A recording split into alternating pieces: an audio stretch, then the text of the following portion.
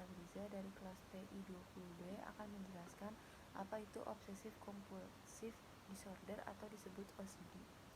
OCD adalah gangguan mental yang menyebabkan penderitanya merasa harus melakukan sesuatu secara berulang-ulang.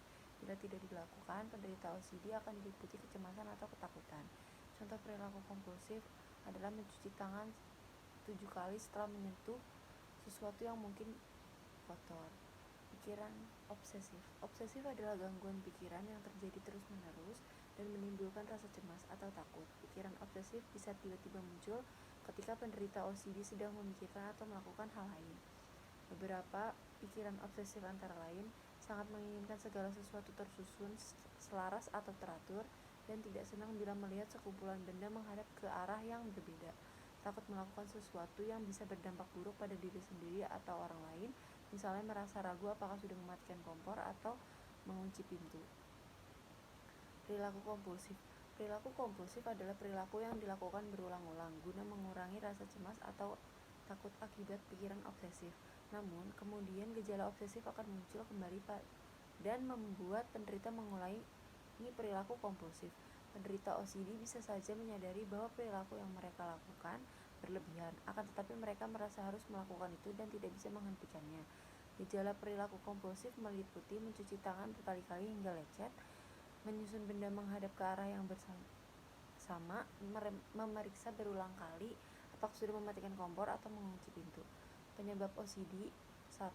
Faktor genetik. Kerabat atau tingkat pertama dari penderita OCD memiliki lebih besar menderita OCD.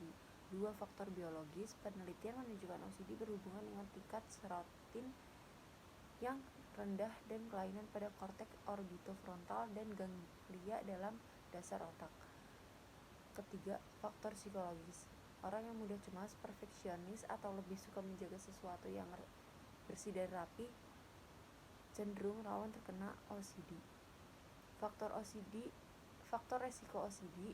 Faktor resiko OCD meliputi faktor keturunan, struktur otak dan fungsinya, serta lingkungan hidup. Namun hal yang paling memengaruhi adalah lingkungan hidup yang tidak mendukung perkembangan psikis pengidap sewaktu kecil, yaitu ketika anak sering direndahkan atau diejek karena ketidaksempurnaannya.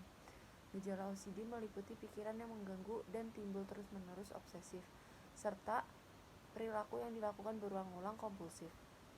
Namun, beberapa penderita OCD hanya mengalami pikiran obsesif tanpa disertai perilaku kompulsif, atau sebaliknya. Pengobatan OCD hanya ada dua. Pertama, terapi obat-obatan, kedua, psikoterapi. Foto yang saya ambil dengan tangan saya sendiri akan saya munculkan di terakhir. Kurang lebihnya mohon maaf. Wassalamualaikum warahmatullahi wabarakatuh.